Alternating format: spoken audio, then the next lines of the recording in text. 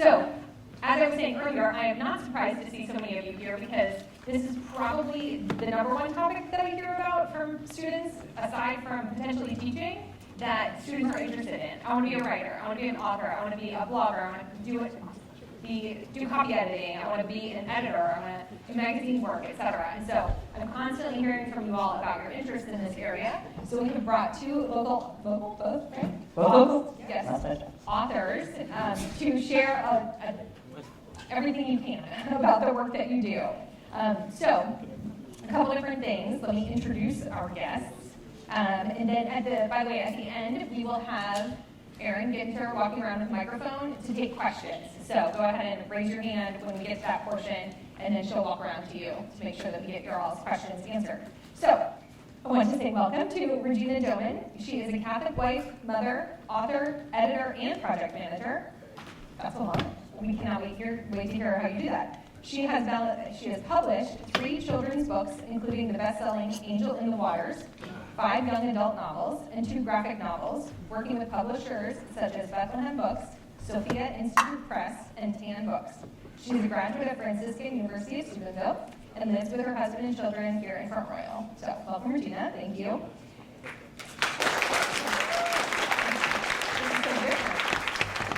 All right, and then we have Suzanne Stanmeyer. She has published 3 middle grade children's books, with more on the way. She launched her first book in 2016 and has become an expert on topics including sales platforms, writing to market, and pitfalls to avoid. I hope we can hear about this. She has a BA in English from Clark College and an MA in theology from Franciscan.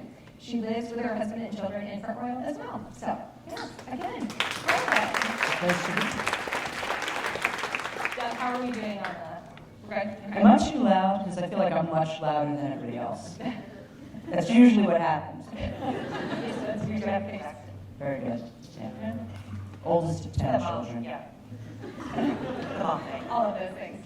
Okay, so we would really like to know more about how you knew you wanted to pursue a career in writing, authoring, publishing, and project management, and everything else that's on your docket here. So tell us a little bit about your path to getting there and discovering that.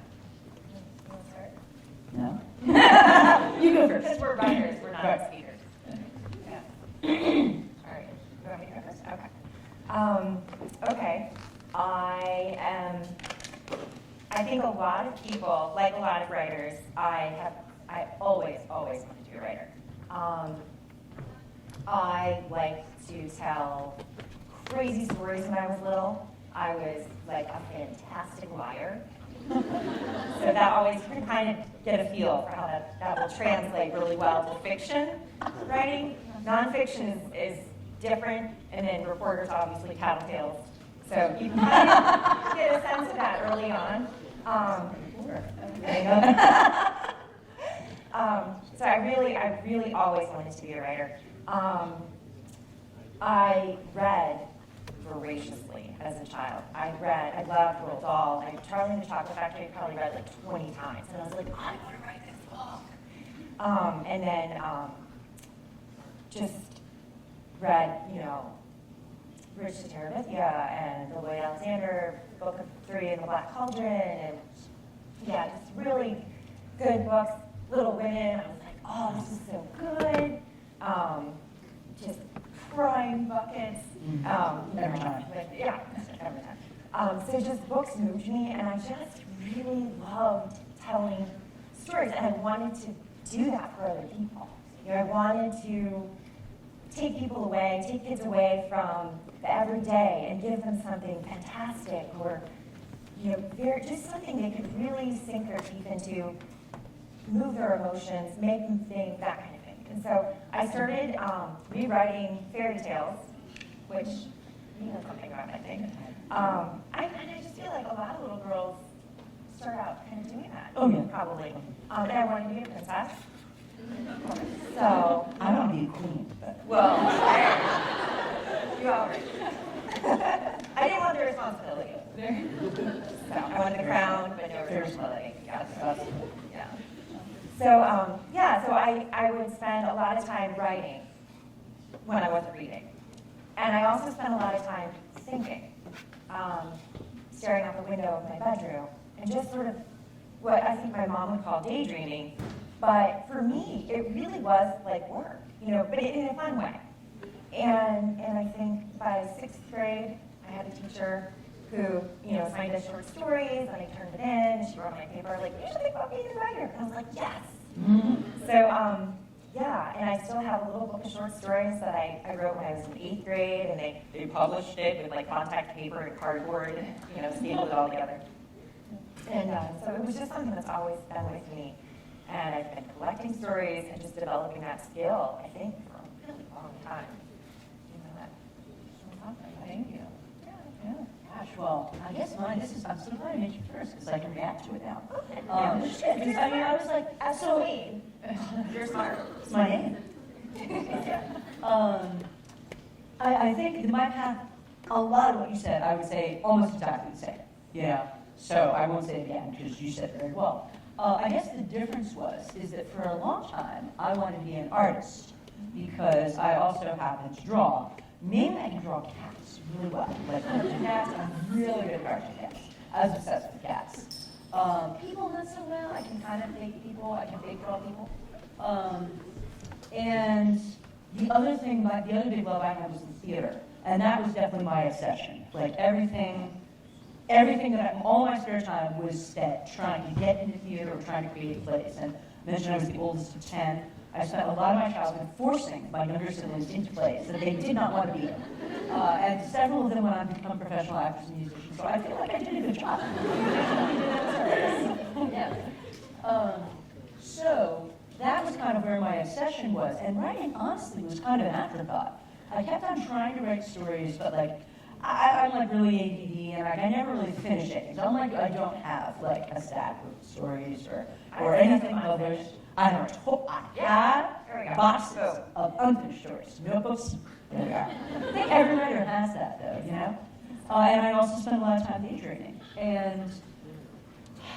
But it's kind of funny, it just was a funny path it took, because I would say probably the single most important thing that happened to me, though, looking back on it, was giving my life to Christ, which I did at an extraordinarily young age. I still can't believe that, I decided that I wanted to follow God, whatever that meant, at a small age. And I'm also surprised that I didn't become a nun or something like that. But that became very important to me.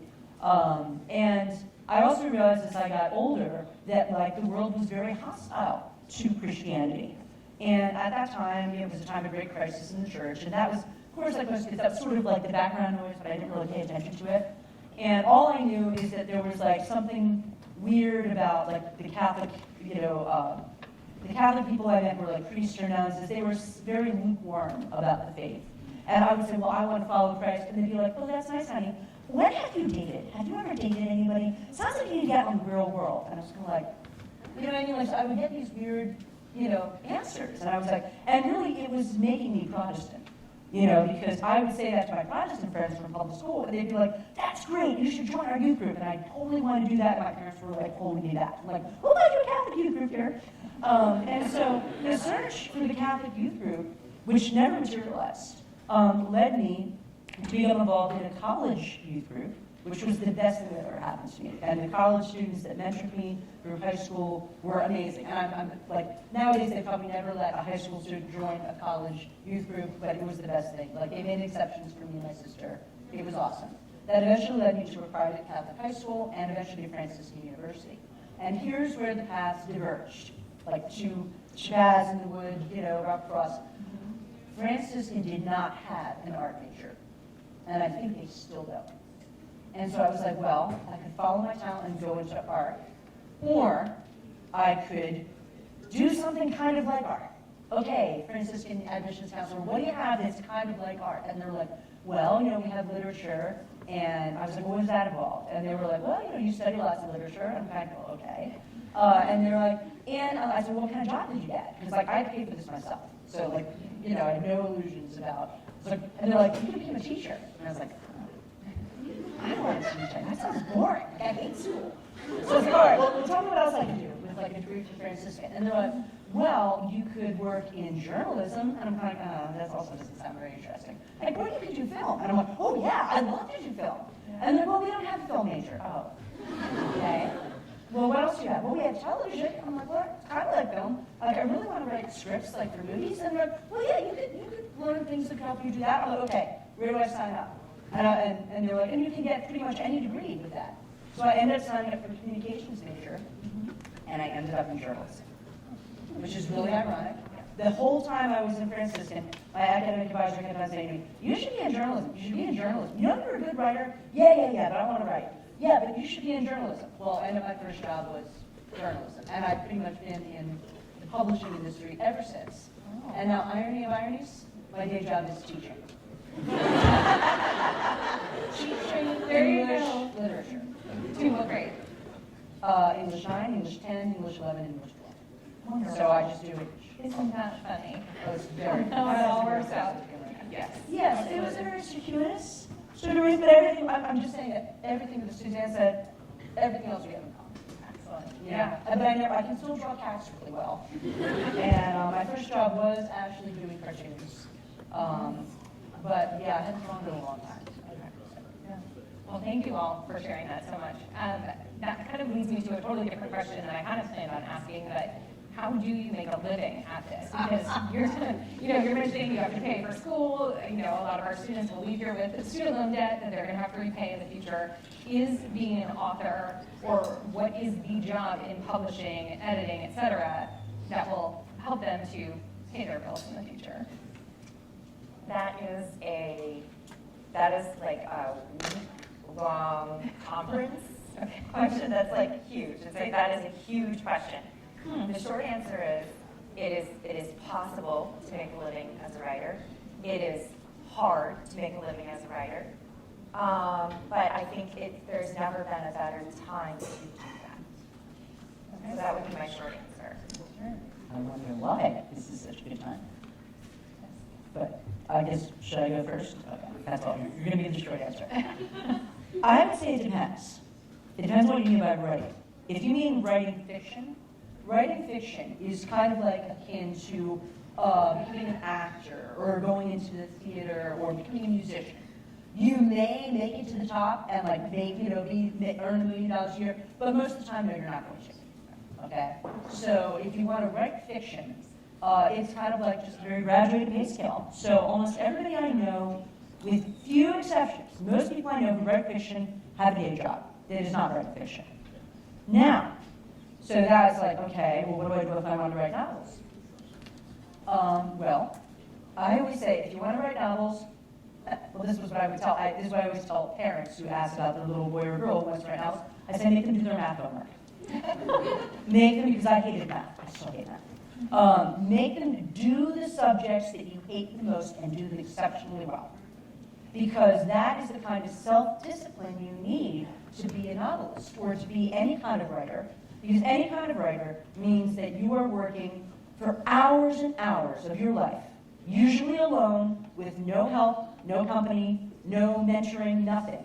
Hours of your life that you will never get back. And in order to do that, you need discipline. Because I swear, in the middle of the night, on your 10th year writing your novel, you will hate that novel the way you currently hate the research report that's due next week. Seriously, you will. Like, you'll be so sick and tired of it. You're like, I just want this thing done. And then the backbone that you have, the discipline you've built up from doing things you don't enjoy doing and doing them well, will see you through. Because that's what you need, honestly, is you need that kind. You need to be a self-starter, you need to be disciplined. Now, that's the question of what you do if you want to make money. Well, actually, no. That's the answer to the question of what do you do if you want to be a fiction writer. Now, if the question is, how do you make money writing? Well, there's tons of ways. Like, if you are a good writer, a fast writer, a clear writer, a precise writer, you will always be able to make money. You will always be able to make money because that is a skill which is in constant demand and in short supply today. So that doesn't mean that you're going to necessarily enter publishing, but it might mean you enter corporate America and you end up in the PR department, or you end up writing reports in any department, or you end up in management writing reports about other people's work. Because if you can write well, write clearly, and write fast with few spelling or typos, you will be able to outpace many other people in the field. And again, like writing fiction on the side for fun will certainly hone your writing skills. I'll tell you that. So yeah, I mean, if you want to be a writer and you like writing, you'll always be able to make money. but it will usually be part of a larger job. And especially if you are a man and planning on marrying and raising a family, I highly encourage you to look into that kind of career. You know, I do know men who write professionally and are full-time, but they are a very few handful of people. And yeah, and just like their wives and children have to make the kind of sacrifices that you would expect from somebody who wants to be an actor or a musician or entering one of those celebrity fields, you know. And again, it means literally years of your life with no payback at all. Like investing and investing and investing. And you have to see what your definition of success is. You know what I mean? Like, that's a lot of it. I mean, if your definition of success is a happy wife and family, happy husband and family, well, you know, there's other things that might not be compatible with doing what it takes to be the, you know, top 10 best-selling author in America. Sure. You may be lucky, though. And you may be lucky. Fortune favors the prepared. So you should always act as though you're ready to be lucky. You know? But if your goal is just to entertain readers, which honestly was my goal. Like, my goal when I began writing novels is like, I just want to write books that are good enough to be in a library so that some kid going through the stacks will pull out my book and read it and get engrossed and go home and have a wonderful day just reading my book. That is my definition of success.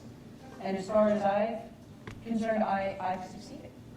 You know, because I mean, even since I've been here, a lot of you have come up to me and said, hey, I really enjoyed your books when I was a kid. And that just makes me so happy. You know? So, I mean, I have sold over 30,000 copies of my books. So that means that there are a lot of people who have had that experience, which is awesome. But getting to that point, and this is where I'm going to defer to Suzanne, the marketing and the sales and things like that, that is hard. That's hard. And I have done it independently as an independent publisher. Nowadays, I prefer to have a publisher who has my back. Just because it's a lot to do. It's a lot, you know. And after a while, the older you get and the less energy you have, the benefits of working with the publisher and getting less money definitely outweigh it. Okay, that's really good to know. Yeah. Did you have anything else to add? Yeah, I would say With a longer answer? Yes, I want to know the longer answer. Well, I think Regina and I have come into publishing. I think we came in at different times, and I have not had what I would define as monetary success with my 3 books, but I didn't expect it either. I know what I need to do to make enough for me to, you know, make a decent second income for my family. But I have 5 kids, and that's a lot of time. And so I would say yes to the self-discipline part. That's something that, as a mom right now,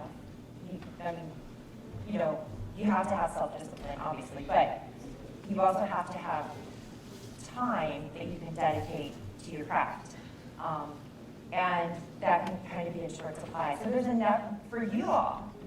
I was thinking a lot before I came, what would I have wanted to hear when I was in college? And this is what I want to say to you, is I don't think you're going to have a better time in your life where you have the time now to invest if this is what you want to pursue. Absolutely. It is a really good time for you to start.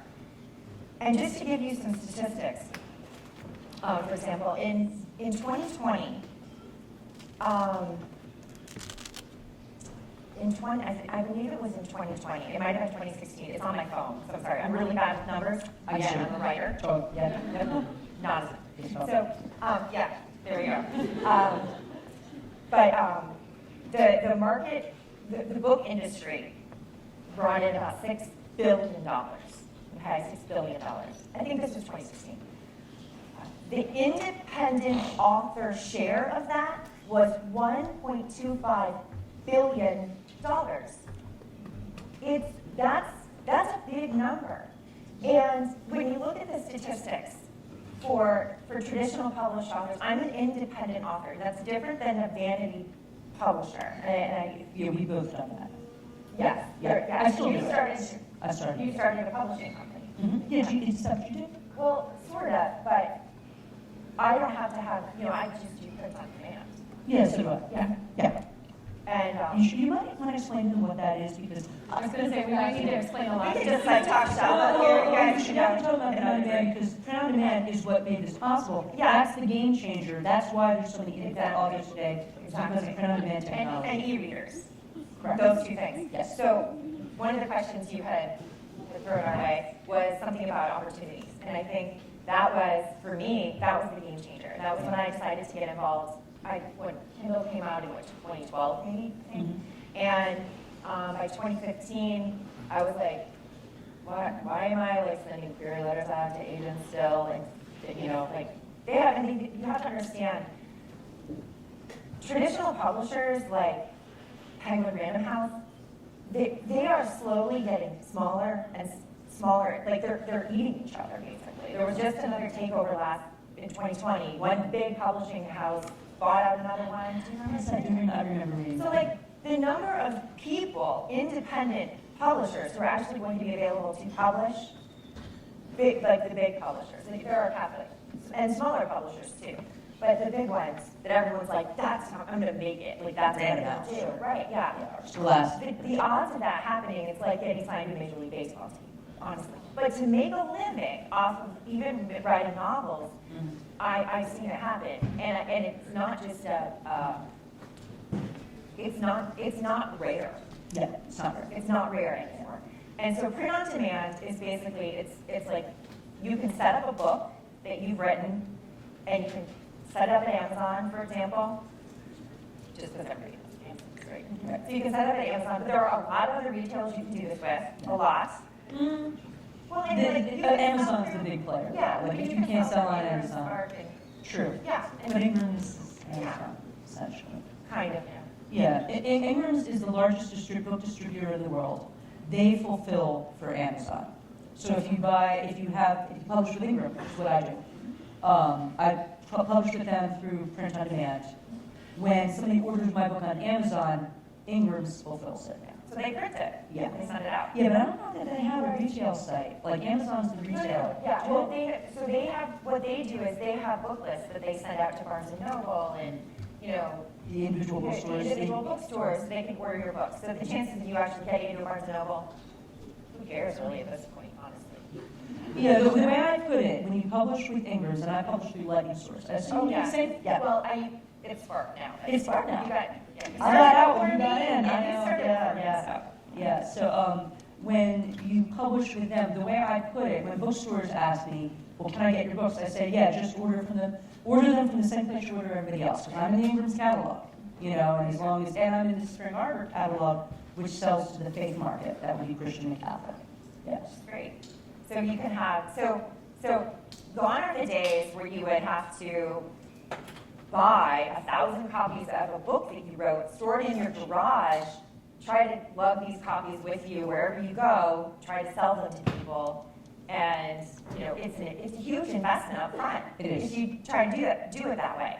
So you don't need that much money. You need to pay for editing, the book cover, and layout maybe. But there are plenty of things. I mean, there are plenty of things you can use. So that, and then so that's the print side. With e-readers, I mean, if you can drive people to a website that you set up, you can make like 96% profit on what you sell your books for. Mm-hmm. And 70-ish, that's the biggest number you can earn off most of the other the online retailers. So, I mean, it varies. So when you say sending them to a website, so you're saying like, come to my website, pay Your for personal website. a PDF, basically a download, and then You can do it that way, or a Kindle you can version. set. There are places you can partner with even that will do the fulfillment for that really cheap for you as a writer, so you don't have to do all the tech stuff. Mm-hmm. But they'll send a Mobi file or Yes, a Mobi file or what's the other kind? EPUB. Thank you, EPUB. Yeah. I think I need a glossary from you all. Okay, let me just explain it. I'll explain print on demand, because that's the thing, that's the game-changing technology as far as I'm concerned. Now, normally the way traditional publishing works is just what you described, where you, like a traditional publisher, it basically takes a bet on you. Okay, they say, all right, give us your manuscript and only to us, and we'll give you some money, to keep you quiet for a while. And then we're going to print out like 1,000 copies of your book, and we're going to bet that we'll sell enough to make back the money we gave you. And then after that, we start giving you more money once we've made up for our print cost. So a traditional publisher never charges you a cent. They pay you. That's the basic difference between traditional publishing and anything else we're talking about, okay? Is that a traditional publisher pays you for the rights for your manuscript, okay? And that was always the way it is. So you had to go as an author, you had to go to the publisher and be like, oh, this is a really good manuscript, like, you're really gonna like it. You had to spend a lot of time trying to sell it. You still kind of do have to do that. You know, there's no, yeah, you have to sell it anyway, around that. But basically, they shoulder the cost of printing, storage, making sure that the pages don't get mildewed or curl up, hire the security guards so that no one steals your books, and ship them all over the place. The publisher would shoulder all of that cost. So with print on demand, what changes it, and even traditional publishers use print on demand now, is the customer says, oh, Amazon, I'm going to buy, Suzanne's book. And then basically the message goes to the publisher types into the computer, and ding, prints one copy of the book and ships it to you. Yeah. In fact, there are things called the EBT, kind of like an ATM. In large bookstores in Chicago and major cities, you can walk into a bookstore, type it into a book title into the database, go get, pay for it with a credit card, go get a cup of coffee, and you come back, ding, it drops out of the machine, the fully printed book. In the Eastburg Library, Yeah. about 5 years ago, they had a printer where you could actually put a manuscript of your own book and it would publish, like just print your book out. You could just take that hard copy away, cover and all, they bind it, it was ready to go. Yeah. So like I said, that's the game-changing thing, is because an independent author like me, I can have my books on Amazon and I never need to keep inventory. Because Ingram's has my book in their database, and whenever people at the bookstore order 6 copies, because they probably think they're not going to sell, they basically, Ingram's prints out 6 copies, ding, sends them to the bookstore. So that way it's a lesser, Now, the difference here is that print-on-demand books do cost more. Like my books that I'm selling back there are $15 each, okay? If I looked at those books, like before I got into publishing, I would be like, that's a $5 book. There's no way you can sell a print-on-demand book for $5. Like, you'll lose your shirts. Publishers can still sell big fat books for $5, but that's because they've got, the huge scale, and so they can afford to drop the price. But all print-on-demand books, pretty much with independent authors, you expect to pay at least $15 to $20 a book for a thin book. I used to publish some books which I later sold to Tan, which I sold they were like this big and this thick, and I had to sell them for $10. As a publisher, small micro publisher, I could not sell them for less than $10. Seriously, this was like a $2.50 book. Now, Tan bought them, and now they are selling them for $15, which I think is ridiculous. But yet, these books sell.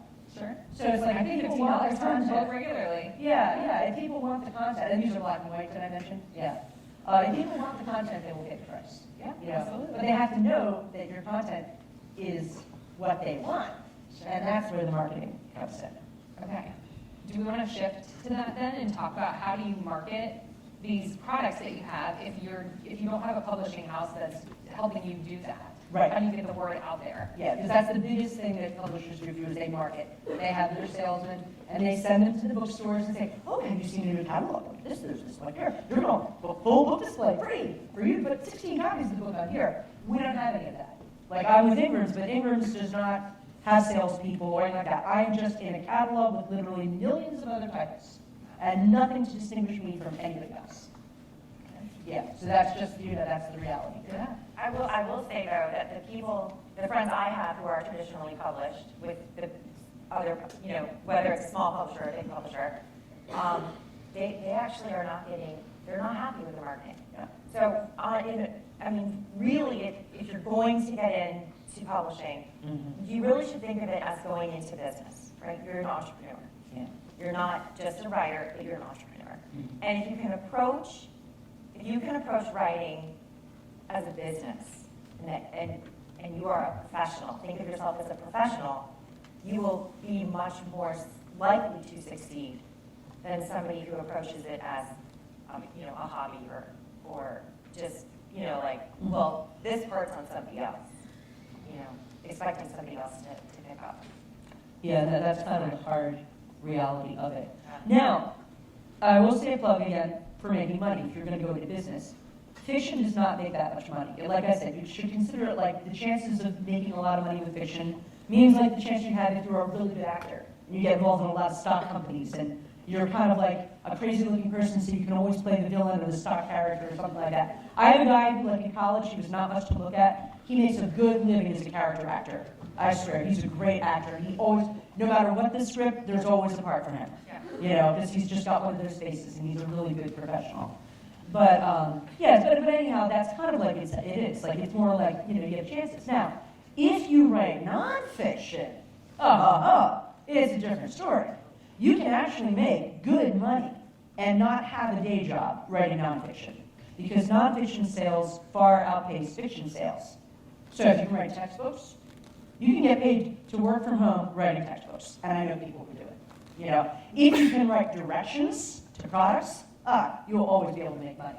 Let's say you have a job, like say you're in a niche market, like say, I don't know, you sell canaries for rare bird buyers or something like that. You could write a book on how to train your canary or how to feed your canary or anything in your specialty, and you can make a lot of money. Especially if your job involves you traveling around the country, talking to different people in the course of your day job. And then, as you know, after having your business lunch, you say, oh, by the way, so you keep canaries. Guess I got a book on canaries. You interested? It deals that problem you're talking about. Yeah, there are people who do that, like whose line of work naturally makes them salesmen. They make good money selling nonfiction. Because you see, people look for nonfiction when they have a problem that needs to be solved. So all you got to do is find the people who have the problem that your book is the answer to, and you got it. Absolutely. Whereas with fiction, it's a different question. You're looking for people who need to be entertained. And that's a very different, very broad question, because what entertains one person is not going to entertain the next person. You know, it's just But that's a little bit where writing market comes in. correct book. And so if you are looking to write literary fiction, that's a tough road. It's Yeah. a tough road no matter what. Well, I don't read it myself, so I'm always like, I want to write literary fiction, and I'm like, well, good luck. I'm not reading your book, but And very few people will. if you literary fiction sometimes is an excuse to write weird stories with strange characters doing depraved things that normal people would never do in a strange style that most people don't appreciate. So you can guess how much money you're going to get. I'm sorry, there's some Catholic professors who are nuts about literary fiction. Sorry, I just can't stand this stuff. So I'm with you. Oh, But yeah. we're kids writers. What do you expect? I I don't have your taste. So I'm in a writing group on Facebook, and my mentor writes. She writes sweet, which is sweet romance, which is innocent, wholesome books. It's not specifically Christian though, but it's romance. Romance readers are voracious readers. Yes. There are people who read 1 or 2 books a day, right, in that market. Yeah. There is no writer on earth who can keep up with that, right? Who's going to write a book today? But my mentor started writing books 3 years ago. She was a podcaster prior to this. She had a successful podcast, but it was more geared towards general marketing and general, like some mom stuff, and it was not very focused. She decided, I have a master's in creative writing, so I'm going to just try to get some sweet beach romance books, right? And they were like, she did okay. She made like, $500 a month, maybe $1,000 a month, which that's good money, right? That's good money. That's great money, right? And she learned marketing. She's great. She's great at marketing. I will give her a lot of credit for that. And she wrote another series, and it was a romantic comedy series. And she started publishing that series last year, 2020. And she's making now $20,000 to $30,000 a month with her books. And I think she's written like 9 or 10. She's not a unicorn. It's not that unusual to see success like that. It is difficult to sustain that. She knows it. You have to be a really good writer you have to hit the market right, and you have to write to market. And what that means is you have to know the genre that you're writing in. If you want to write fantasy, you have to get your covers right, and you want to self-publish or indie publish. You have to get your covers right, you've got to get the editing done, you've got to get, and she did all of that, right? She did the work, and she's professional. She's not putting a book out there that has like a picture of a sunset on it and her name, you know, and, you know. I just not book covers. That's not so on point. But you can tell, I mean, if you go through Amazon and you just look through pages, you don't have to dig very far before you're like, ooh, that person, that was a DIY. Like, you can tell. Anyway, my point is, though, that you can be a mid-list author, what a traditional publisher would consider a mid-list author. You can make $20,000 to $50,000 a year, but you have to publish on a regular basis. And there are people now who publish several books a year because they're independently published. Yeah. You have an editor, you have cover designers, people make pre-made covers, you can get them for like $50, you can get them for $150. I mean, it depends on quality and quantity and all that stuff. You buy in a series, you can quantity discounts and stuff. Anyway, there's a way to do it. And there's a way, and I think I personally know a lot of people who make a really good, at least second income from novel writing. And I think it's become easier a little bit, even though the market's it's really flooded. Yeah. But I think it's become easier to make a living off books for fiction, because those little books that publishers wouldn't have touched before, now you can publish it yourself. And if you have a niche market, there's a woman who writes books about historical Viking battles. Like, it's historical fiction about Viking battles. And she dresses in like Viking clothes. And she goes to like conferences, and like, this is kind of the niche thing we were talking about with the Canaries, but she does fiction, right? But she supports herself. She makes enough to support herself writing these weird books that she loves to write. But and if you like Viking fiction, go. Like, that's awesome. That's awesome. Oh yeah. You're not putting it down. You're just, That's not your not my thing. It's one of the reasons why I think people always say follow your passion. Yeah. Because if you write truthfully about the thing that you're most passionate about, people respond to that. You know, and if you do find that you connect with the readers, that, you know, once they read one of your books, they're going to be like, where's the next one? Yeah. You know? And So- writing for adults is much, much easier to sell than kids.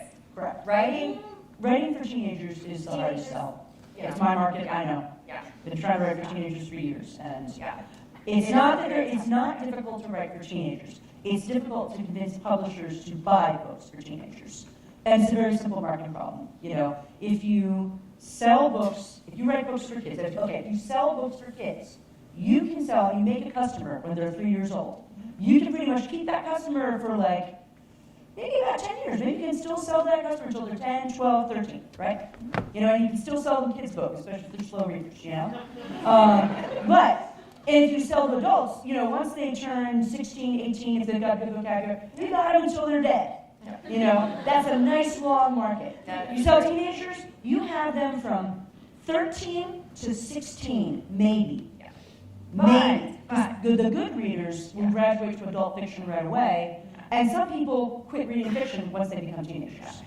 Yeah. But there's a nice market of adult women who read YA. It's true. So That's that very is true. that is a market. Homeschool moms, they're my biggest customers. I just tease it, they're my shadow customers. Yeah, They buy shadow books for customers. themselves, right? Like, all my kids are 8 years old, so I'm just reading their books. Yeah, but that is hard, and I work for small publishers, because I work in Catholic publishing. I've never managed to break out into the secular market, like, at all, you know. Well, you maybe a little bit with Angel in the Waters, but most of the time it's Catholics. And the Catholic publishing market is small and doesn't have a lot of money. And they don't have a lot of money to spend on fiction. So I have been, oh Lord, for the past 10 years trying to go in and make impassioned pleas to Catholic publishers to invest in teen fiction to no avail, pretty much. like, aside from Pauline Books, which sells a small line of books geared mainly towards girls, I don't know anybody that's publishing now teen fiction. So if you want to make money, if you want to get your first, like, getting your first book published is usually the hardest. Well, it's once you make an in, as the story of your friend shows, like, you kind of like that, one book is that getting the first book published is the hardest. After that, it's a little easier every time, especially if your book does moderately well. The easiest thing I would think would be either, well, adult fiction, not the Catholic market, because, again, for the reasons I said, or I'm speaking very or children's big market. fiction. Yeah. Or what you did, which I think was smart, was middle grade fiction, which there's always a demand for. Because I think teens are just too finicky and individual. You know what I mean? By the time teens, no, well, this is what I mean by that. By the time a person is a teenager, they know what they like and they know what they don't like. Like when you're in middle school, like I don't know about you, like when I was a girl, I hated trucks, but I read books about trucks. Because I was learning to read, right? By the time I was 12, I'm like, I'm not reading books about trucks anymore, or astronauts, or sports, because I'm bored out of my mind by those things. You know, and then I moved into the genre of books I liked, and I quit reading the books I didn't like, because I didn't have to anymore. You know, and so that's what, so like if you have girls who like novels about fairy tales retold in modern times, then you're going to read my books, you know. But if you like books about sports, or tank battles, or Viking battles, you're not going to read my books, because you don't read that sort of thing. So that's the other challenge, is that teenagers begin to pick the genres. Sure. Yeah, and so a lot of times if they're good readers, they go right from middle school fiction to adult fiction about tanks, or canaries, or Vikings, or whatever it is. Yeah. Okay. So I've barely asked any of my questions. I know, this is I know. great. We've taken this car, we're driving it away. You guys are doing it so awesome.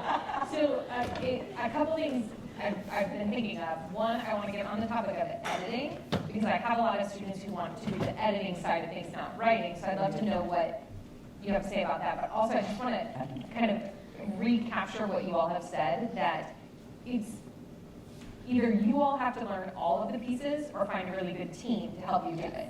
And so I tell a lot of you all the time to collaborate with each other, find the artist and the illustrator in the room and say, can you do a book cover for me?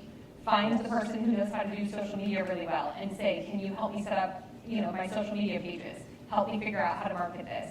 And then you do the writing, and then you find your editor as well. And so And audiobooks are huge right now, so if you know people who are good with like the tech Yes. recordings, Yes. you know somebody with a good voice. Yes. which we have several people at the school who are very good at that. If anyone wants to practice on my books, just let me know. Yeah, So, we will set practice, up. because I don't have much money, but I really want audiobooks. We will set up an internship. Yes, we'll get somebody Awesome. your way. College credit. That's true. So- Well, your cards right, you can do that. Absolutely. And so, but like, call on your actor friends to do the audiobook. That's such a great piece of it. And so, you all are saying you kind of have to be your own team at some point in it, but if you all can rely on each other right now to help you get that first book out there, do the thing. And then, but just, help each other. That's always what I want to tell you. Network. Yes, network, which we could get to, but we probably won't. But, okay, so let's talk about editing, and how do you find an editor, and I know I should only ask one question at a time, but I'm afraid I won't be able to get another question. So how do you find an editor? No, it's perfect, it's so good. I can write my answer down. You guys said you're like, I'm a writer, I'm not a talker. You are great talkers. I can say that, I'm a teacher, I talk all day. There you go. Every day, So how do you find an editor, but also, is editing a more stable job where you can get hired by a publishing company and you edit lots and lots of different books? Absolutely. Can I answer that one? Because I do that, Yeah. So, Okay. yeah, so I can speak to that very well. Yes, and usually when people are looking for a stable salary career, and what that means is like a lot of times, like my dad, my brother, and my sister all have diabetes. So they knew that they were never going to be able to start their own business because they couldn't afford the health insurance. Diabetes is a very expensive problem to have, So they always needed to look for a salary position. And, my brother is also happening to be a fiction writer. He and I collaborated to write the John Paul II Pye series together with some Christendom graduates. Interesting enough, yeah, so John Paul II High, I've got 4 of the 5 books out there right now. It was written by a team of guys who were half Christendom and half Franciscan. So they wrote them under the pseudonym of Christian Frank. Get it? Really? I thought it was really clever. That is very clever. Now we know the secret. Yeah. But I was their editor because, so I'd say editing is a good job. It's salary with benefits for most police. So that's a good thing to aim for. And if you do want to be a writer, it is a great way to sidle into becoming an author. You know, like they say, like your entry-level job at a big publishing house, or even a small publishing house, is basically reading this lush pile of manuscripts that no one wants to look at. And you have to go through and just make sure that there's nothing there that the publisher could possibly want. And the standard's tale is that after you've read about 20 to 30 of these manuscripts, you're like, heck, I could do so much better than this. And then you turn and you write your first novel and you get published. Like that's usually how it goes. So, you know, it's a great internship. Like if you want to enter, publishing, if you want to be an author, a great way to do it is to look for a career in editing. Okay, and there are definitely jobs available in the Catholic press for that. I believe there's even jobs in Front Royal available. With small, again, not fiction, nonfiction. Because again, that's usually how you work your way in.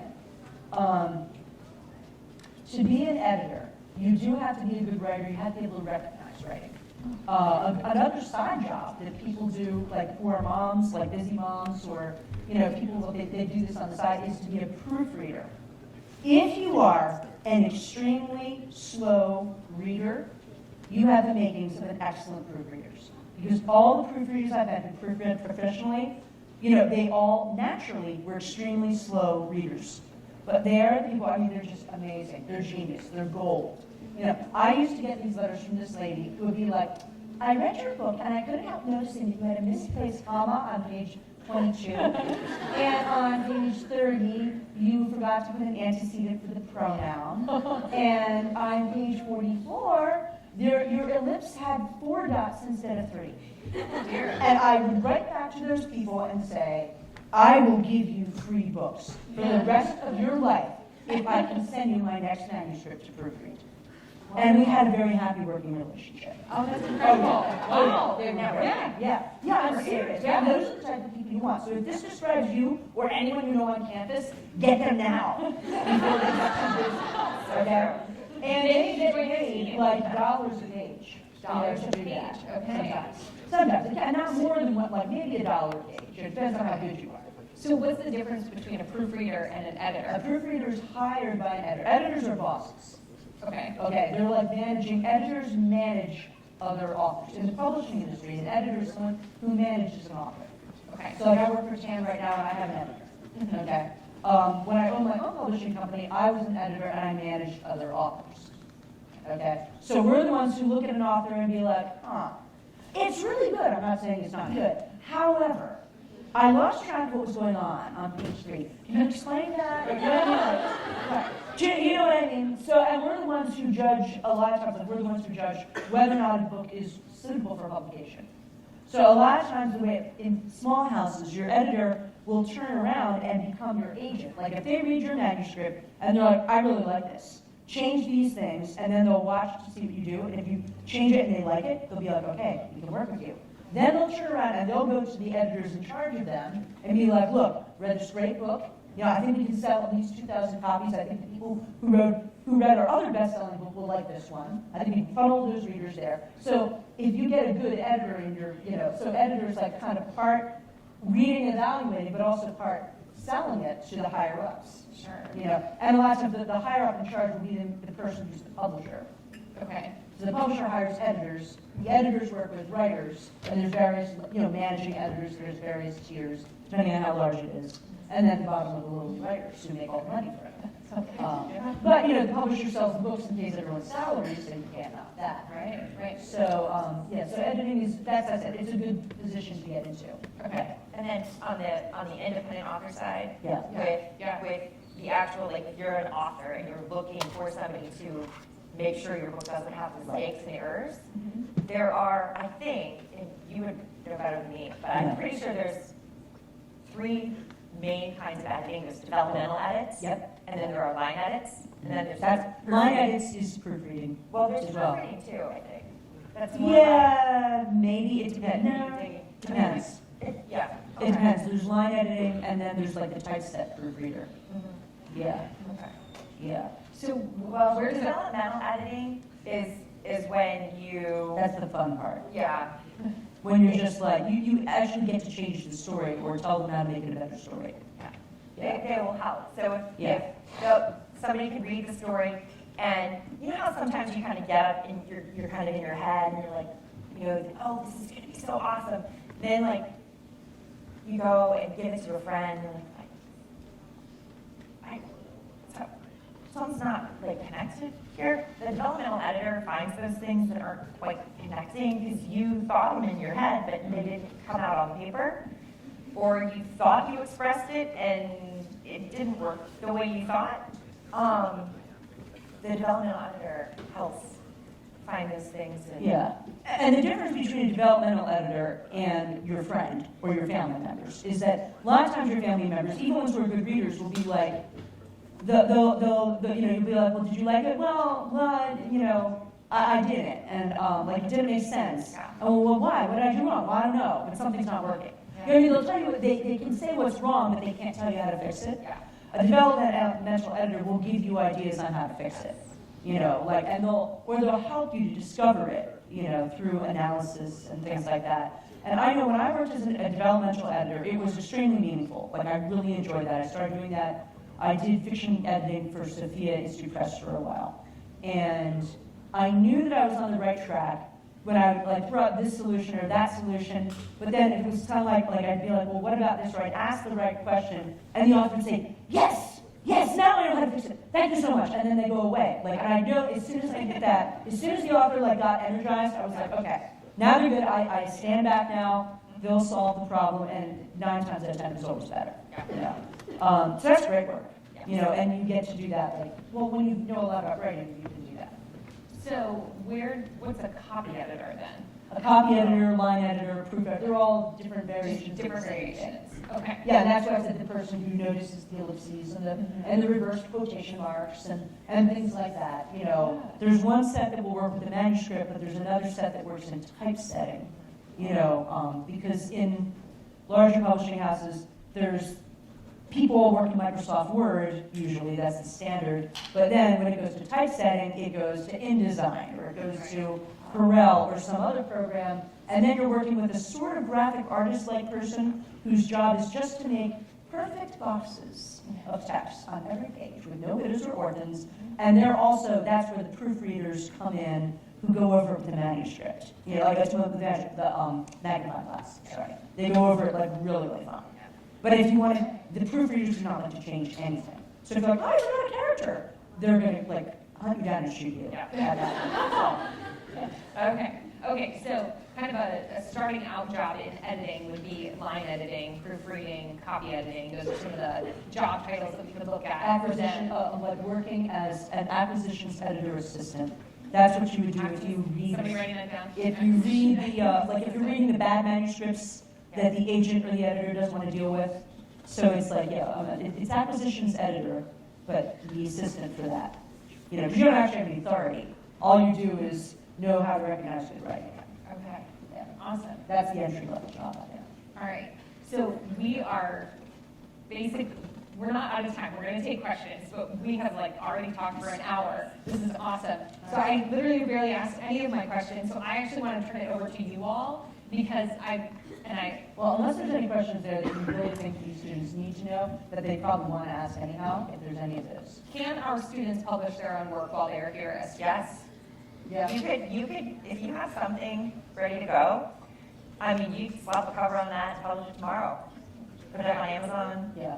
Yeah. I say your best window of time, though, is right after you graduate, because I don't know, I could not do college and write at the same time. Like, I'm not that smart. I just couldn't do it. You know, I had that much energy. And so I couldn't even make myself do it over the summer. But the best window, I think, this is what I say, is the summer that you graduate. If you want to be a writer, start your writing habit then. And it's like, I couldn't find a job for 6 months after I graduated. You know, and I wrote my first novel during that time. It was completely unpublishable. I still haven't published it. But you know, I developed, by writing that bad, very long novel and finishing it, I had developed the writing habit. So when I did get my job, that's what I did after, from 5 o'clock till 9 o'clock every night, I wrote my novel. Well, I would just encourage you all, if you have, especially fiction, but even nonfiction, if you have something to say, please don't be afraid. Don't hesitate to put it out there, because the world needs to hear your voice. They need to hear my voice. They need Regina's voice. They need your voice. They need Christendom. Yeah. So don't be afraid. Yes, don't. Put it out, and even if it's, yes, make it professional as you can, as professional as you can afford, but don't let that hold you back if you're going to go the indie author route. You can put stuff out there, and you can still get better, and you can put more stuff out there. It's sometimes just putting the first thing out there, that's the hardest thing, and once that's out, you're like, oh, all right, I can do this. I didn't die. All right. Yeah. I can do more. And I would say the single most important thing you can do, and again, I'm speaking from my own experience, is that if you feel the call to write, if you feel that you might maybe have a talent, the thing I definitely encourage you to do is go into the chapel and consciously offer that talent to God. If you need to make a little ritual, take your laptop, take your notebook, go and put it down in front of the tabernacle and surrender it to God and ask Him to use you as He wills. And don't put any conditions on it.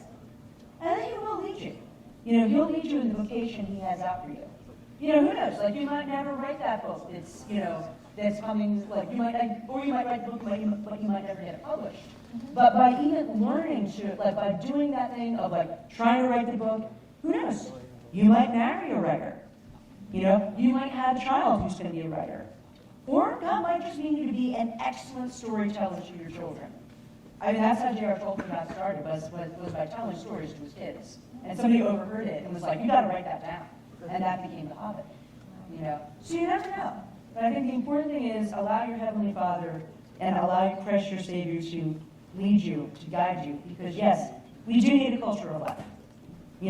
And we do need the talents that God has given you. So please do use them. I live in fear that I'm going to get to heaven and God's going to be like, where's that book about the pink ponies I gave you to write? Well, 10 years of purgatory for you. Seriously though, you know what I mean? So that's what I say. If you think He's calling you, better check that out. Yeah. Okay? So yeah, what you say? All right, well, we will end our conversation there, but let's take questions from the audience. Yes, I know we're gonna have a ton, so, yes. So I feel like multiple times a week I get an idea for what would be a really good story, good book to write. Write it down. And Write down the ideas. Yeah, that's an important discipline. You got to do that right away. okay, so Yeah. what should I do? So whenever I try to write it down, I feel like there's ends up being nothing there. What should I do about the writer's block? Just still write it down. That's what I would say. But go on. What would you say? So is the question about writer's block? Yes. You feel like you have writer's block? Yep. I still have writer's block. That is I'm such with a you, man. that's a tough question, because it can be getting over writer's block can be a really personal thing. Mm-hmm. I would say though, most writer's block comes from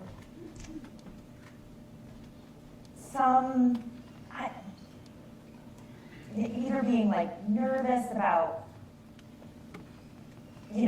what if this isn't any good, or what if nobody likes it, or whatever. And I think if you can just own the idea, just be like, you know what, I'm going to write it, Yeah. and just see what happens. Mm-hmm. And even if you don't feel it, Yeah. just write. Oh Lord. Yeah. How many times Right. I've written something and be like, I know this is awful, and I'm writing it anyhow because my job is to write 10 paragraphs a day. I'm going to write these 10 stupid, lousy paragraphs. Yep. And then I look at it the next day and I'm like, well, I felt stupid when I was writing, but it's actually not bad.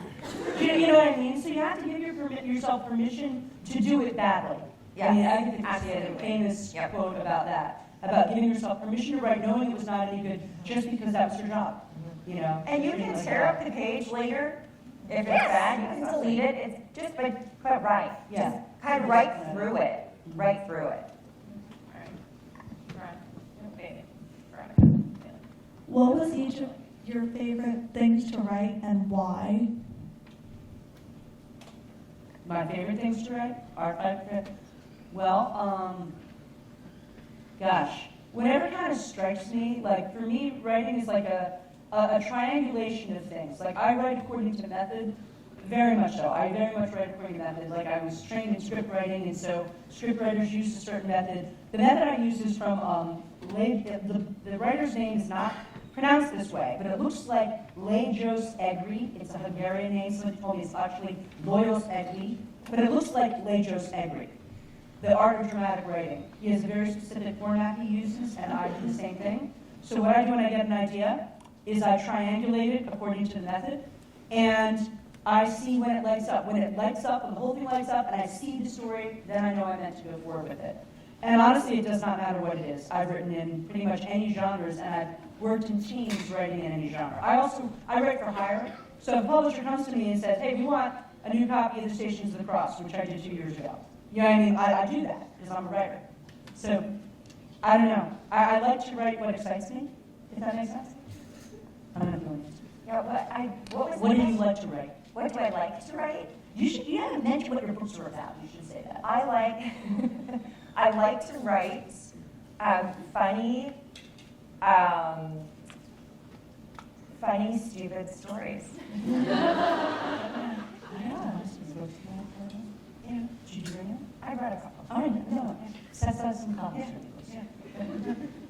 Okay, next is up here. Where are you? There. Yeah, grade school fiction. It's great. If you wanted to go through the big publishing companies, how would you recommend getting an agent? I've never succeeded in getting an agent. You know what I mean? I'm just saying. And some people say you don't need one. That's why I'd say probably the best way, I think, is getting a job at that publishing company. Working your way there. That's what I say. What do you Yeah, think? there's a formulaic approach if you want to try to go that route. And it You can is, find it online. yeah, you write a query letter. There are people to help you write those letters. And then you have your manuscript. Never send that in first. Just write the query letter, see if they'll respond. Then the agent will rep you to a publishing house. It is getting harder and harder and harder to get representation from an agent for a big publishing house just because the opportunities are shrinking, because publishing houses are sort of buying each other out. And in all honesty, the independent market now is really drawing a lot of money away from publishing, traditional publishing. Yeah, there's a lot of reasons why it's hard. There's a lot of reasons why it's hard. There's political correctness. Yeah. You know, there's a lot of that going on. That's why consolidation worries us. Yeah. Is because that means that there'll soon be a sort of dictate that you have to follow, a sort of political There is. thing that you have. Yeah, there already is. There is very woke. Yeah, it's extremely. Woke query letters. Yeah, You the more consolidation. But I think the hardest reason it is because in order to find an agent, you've got to have something that he or she will immediately recognize, will immediately sell 10 to 20,000 copies. If what you just have is a weird, odd idea for a story, you're not going to get an agent. Do you know what I mean? Like, it's got to be something that they instantly look at it and see dollar signs. So that's why it's hard. So it's a lot easier to get an agent. Like, I actually, when I announced online that I had sold 30,000 copies, I suddenly got a query agent from an agent because they saw my sales. But as soon as they found out I was writing Catholic fiction based on fairy tales for teenagers, they were like, oh, okay, good, that's working for you. They were looking for Jurassic Park meets Pride and Prejudice. Yeah, exactly. So, I'm going to come up here. It's not to discourage you, because you can definitely get published without an agent. So that just want to make that clear. Yes. What was your biggest challenge in becoming professionally published, and how did you overcome that? I was originally professionally published. Like, my first book was with a traditional publisher. And I actually sort of sidled into that because I was writing for our Sunday Visitor, and I was doing a series of intentional Christian communities. So I just was interviewing different people who were involved in intentional community. And one of them was Bethlehem Books. It was a community that entered the Catholic Church as a community and started Bethlehem Books. and we just got on really well. And they were like, so what do you do in your spare time? And I'm like, well, I write novels. And they're like, oh, what's your novel about? And I told them what it was, like in a few sentences. And you have to be able to do that, by the way, if you intend to sell a novel. I didn't know that at the time. And they're like, oh, send it to us. You know, we have no money or anything, but maybe we'll be able to do something with it. And then so I sent it to them, and they were like, wow, we really like it. We'll see if we can, like, maybe if you give us $10,000 and we put in $10,000, maybe we can make this work. And I was like, I don't have $10,000. So they're like, okay. And then they called us back and they're like, oh, Ignatius Press just bought our company. We want to publish your book. It will be our first original book. So I was really lucky, you know. But I said, but I was prepared to be lucky. And I was already working in publishing and journalism. I already had a job as an assistant editor for a small apostolate. So I kind of sidled into it. Do you know what I mean? So I don't know if that's helpful, but like I said, the best advice I can give is be prepared to be lucky. You know, and it helped that I already had the manuscript written, and it wasn't just a vague idea in my head. And I could just turn around and send it. So get it out, right? Oh yeah, that's why I said you should always get it out. You know, if you have the idea, don't worry about publishing yet. You know, let the idea justify itself by writing it down.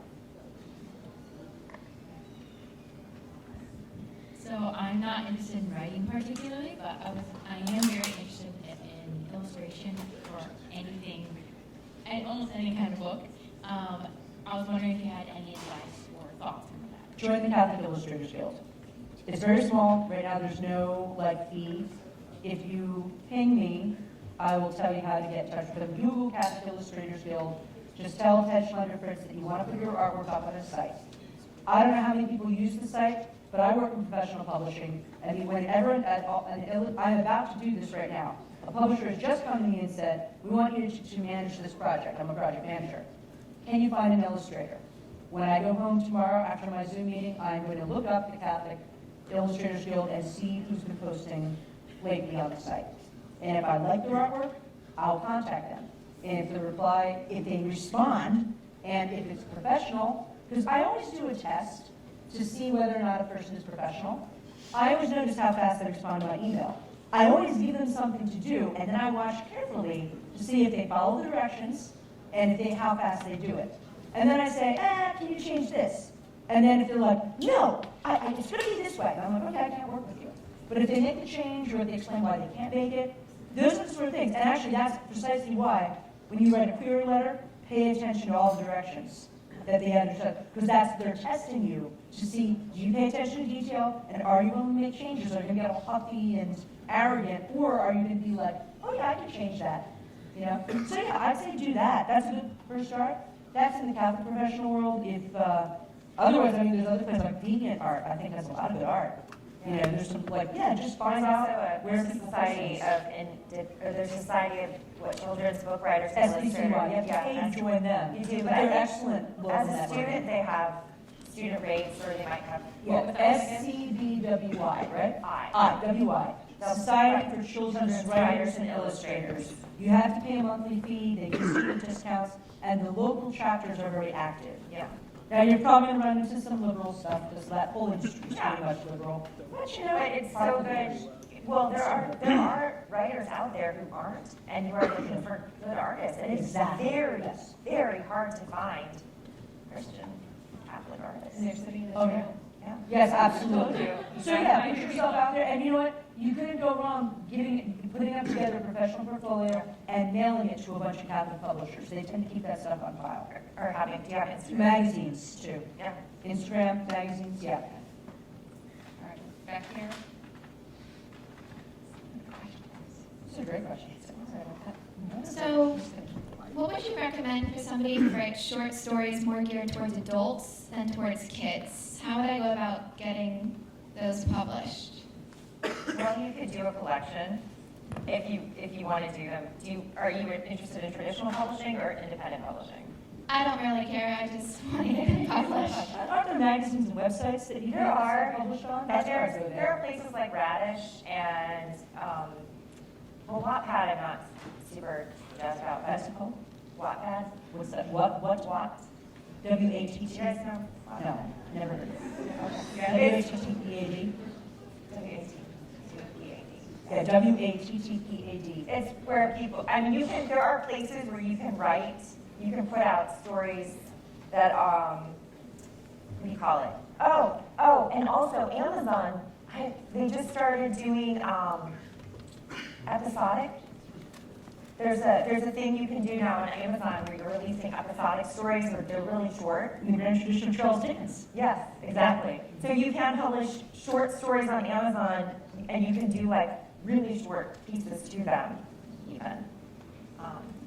So short stories are a little harder to market, but if you get a following, if you can get a following built up on one of those websites where you can just share your stories and put them out there, then I think you can do. Oh yeah, especially once you publish like over 100, that tends to impress publishers. Yeah. Thank you. Be back here, Justin.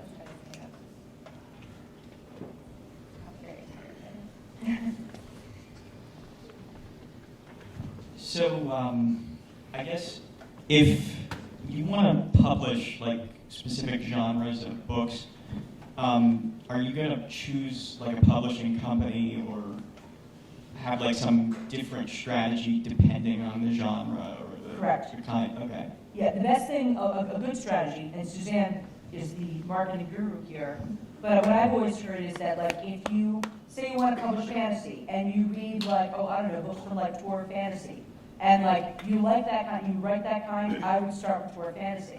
Or people who read Tor Fantasy, you know.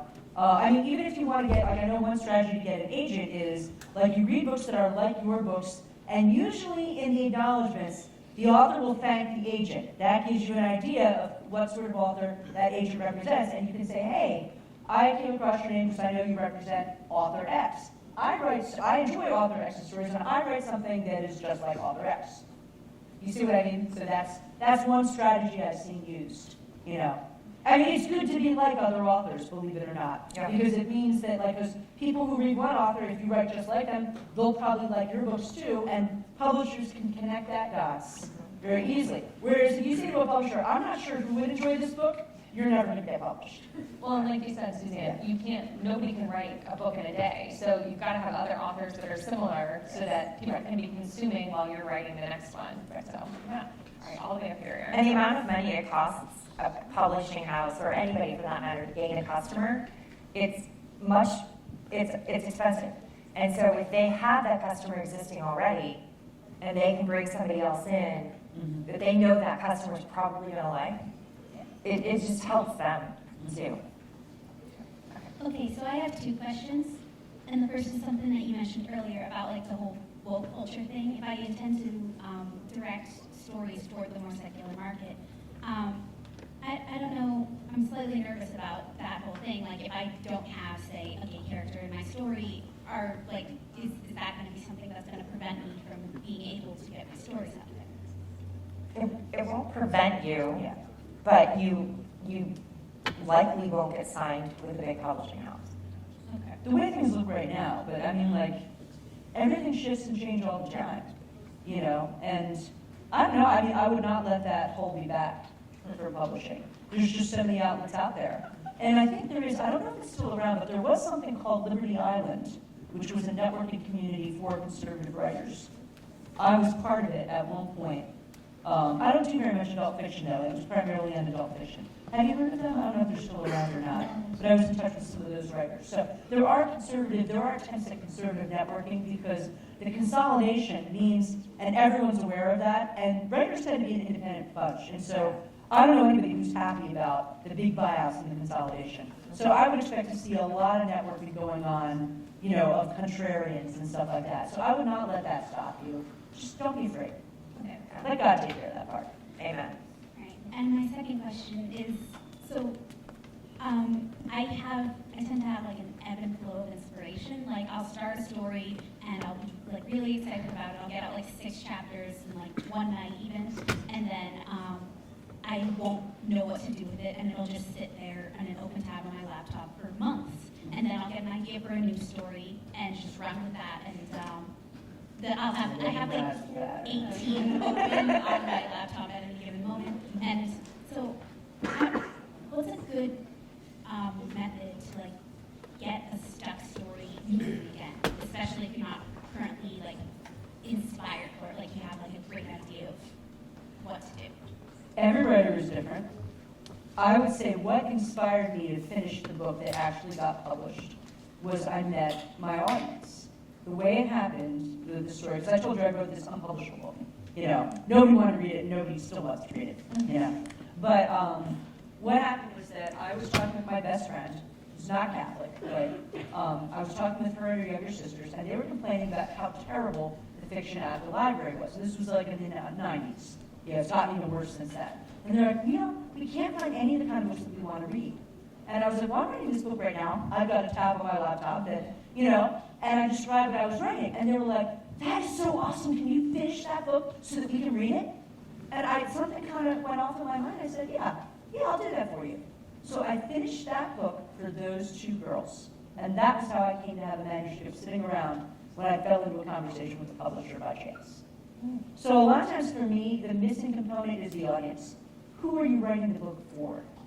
Sometimes that is what electrifies the whole thing and sets it on fire. When you know someone is waiting to read the book, you know what I mean?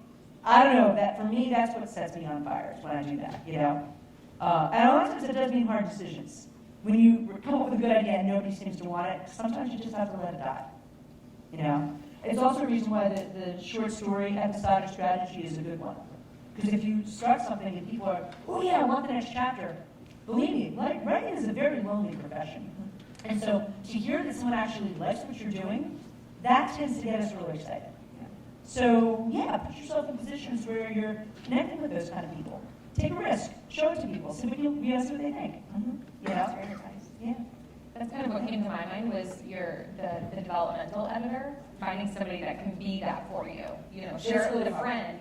Well, but sharing it with a friend, them asking you a question like, well, where is this going to go? It's true. Yeah. And actually, I always say, when I finally met a good fiction writer, I married him.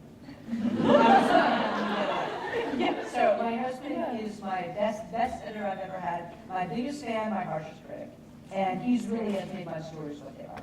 You know, because Mine doesn't read. And then there's that. So you're lucky. I am really lucky. I got that. I can I think for everything Regina said, I agree with 100%. The one thing that helps me get unstuck, in addition to the audience, because that is huge, is sometimes I skip ahead. Yes, I do that too. And I'll skip ahead, and I'll just It's a leave big a hole. Yep. And I'll skip ahead, and then I can go back later. You know, when I have to. For me, it's been 10 years I've been trying to fill that hole. I still Yeah. don't have answers to it. So there, you realize you might run the risk of that. But no, normally that works. That totally has worked for me. Yeah. Okay, do we have, I know I saw another hand up here, back here. Raise an eye. Yes. And then I think we'll take two more. And three more. Okay, so for a retelling of like the fairy tale stories or a retelling of anything really, how do you overcome like copyright issues if you're taking like other people's characters? You don't retell anything that's in copyright. That's just an invitation to a lawsuit. That's fan fiction. That's fan fiction, which you can't really make any money off of, right? Because it's in copyright. Yeah. So yeah, so don't do that. So the fairy tales are not in The fairy copyright, tales are is what not. you're saying. Nope. Okay. But yeah, you do have to be careful. That's a good, it's a good thing to be aware of copyright and also be aware of ethics. You know, I mean, every profession has its ethics. Things that are not necessarily a sin, but are against the ethics of the profession, and you just don't do them. Like, for example, you actually really don't, I think, ask other people for their agents. Like, I've never asked an author for their agent. Authors do not like to give out the names of their agents. So don't ever write to an author and say, hey, what's the name of your agent? They won't tell you. It's just kind of like asking someone how much money they make at their salary job. Like, yeah, it's just not done. You know what I mean? So, yeah, so being aware, because we're in the business of selling our ideas and our material, I tend to err on the side of caution when it comes to using anybody else's idea. Occasionally, people will steal other people's ideas. No one wants to be accused of stealing somebody else's idea. So it is worthwhile to be very careful of that. Suzanne, did you have anything on that? Or-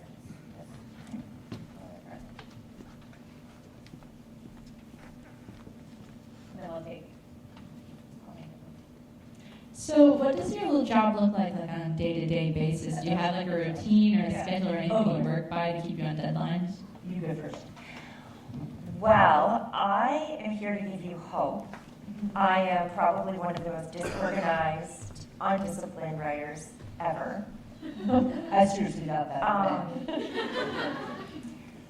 I have 5 kids. I don't expect to write anything creative at all when they're home for the summer. I just don't. If I get anything, great, gravy. During the school year, they go to school in town. And that's when I take time to write. I try to write words on a page for about 20 minutes a day. If the inspiration's good and I have the time, I'll keep going. I try to do some editing for myself, because you have to edit, go back in to edit your manuscripts. Right. Self-editing is very important, even though I do have people to edit manuscripts as well. So I'll edit a manuscript, and I like that. That's like something I like editing probably more than writing. Best part. Yeah, it's pretty cool. Yeah.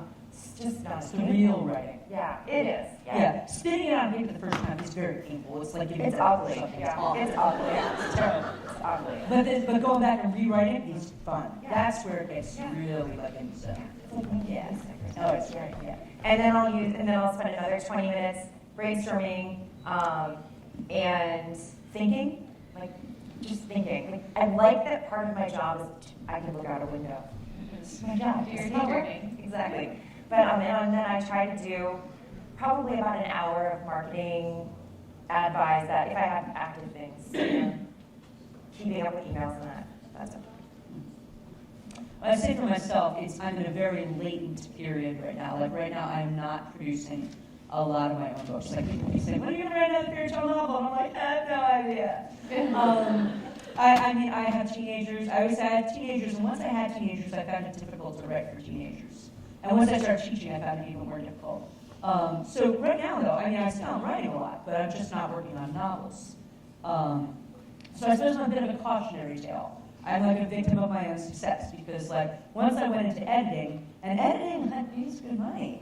Do you know what I mean? And that's like really tempting to kind of like my mentor told me, it's like, Regina, don't get into editing. He's like, your talent is as a writer. Once you get into editing and publishing, he's like, you're not going to find the time in your writing. So it's one of the reasons why I actually made a difficult decision a few years ago to sell my publishing company. I sold most of my assets to Tan Books, precisely because I realized it was right. I was spending all my time marketing and no time writing. So what I do right now is I wake up on a good day. I wake up at 5:30, and I've moved that up to 4 a.m. Before I have woken up at 4 in the morning and written until my family gets up. And when I can do that, that is optimal. Like 4 a.m. actually for me that works really well. Because I can't stay up late. If I stay up late, like my days of doing that are done. If I stay up past 12 o'clock the next day, I'm like a drunk person and I can't function. I've got 10 kids. I can't be like a drunk person. I homeschool, I teach, so there's no way I can ever make up that sleep. But again, at 4 a.m., I just start getting tired at 8 or 9 and then I go to bed, So right now my current routine is I wake up at 5:30 and I do not turn on my smartphone because smartphone technology, I think is destructive to creativity. So if you really want to write, you've got to put that phone in a drawer and not look at it, seriously. It will always be more interesting to look at your phone than to write your novel. Just saying that. Okay? And let me piggyback off this really quick. There's this really cool little device that I got. My husband actually bought for me because he's the tech guy. He doesn't read, but he does tech stuff. And it's a Neo something or other. It's basically like a little tiny word processor, but I can plug it into my computer when I'm done, and it just feeds everything into my computer. Mm-hmm. So That's great. so that I don't have the distraction of the internet. Because when I am on my computer writing, which is really the only way I write, because I like to type. I just love typing.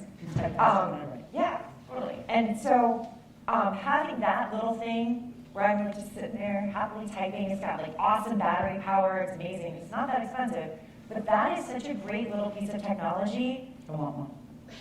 I highly recommend it. And it's got like the tiniest little screen, so I'm not even like tempted to go back and edit anything, which is that just is such a time suck for me. Just having this, I can create, it's just the flow, right? You kind of just, it's so awesome. And then I just plug it in and it just like takes itself up. I'm like, that's awesome. Yeah. So just getting rid of that internet, tech, Yes. it just There's no distraction, it's so nice. Yeah, it's true. Fighting distraction is a big deal. That's why I say, again, you guys are at the optimum time, being a student and not having like a job or kids or maybe even not even a smartphone. If your parents are really strict, they're actually doing you a favor and you don't even know it yet. So I basically have to do that to get my writing in because that works with my schedule. Yeah, and then on my days off from teaching, I am managing other writers. So I'm like back in this, oh yeah, exactly. Well, it makes money, so thanks. Yeah. Okay, we have another question here. So if you want to do the editing side of it, what's a good way to what would an entry level position be looking for as far as Assistant editor. resume? Assistant editor. What do they want on their resume? What do they want on the resume? Yeah, to build. Well, if you have something like, I don't know, does the Rambler still exist around here? It does. Writing for the Rambler, editing for the Rambler, that's all things that tend to impress. Writing articles, freelance, even if you don't get paid for writing them, but if you manage to get articles in different publications that are similar to the industry you want to enter. So in other words, if you want to write for the Catholic Press, send articles over the summer, write articles like the same. Send it into some big Catholic magazine or a small Catholic magazine. The more of those you have, those are the sort of things that actually my publishers looked at when I graduated book publishing. They looked at my magazine articles.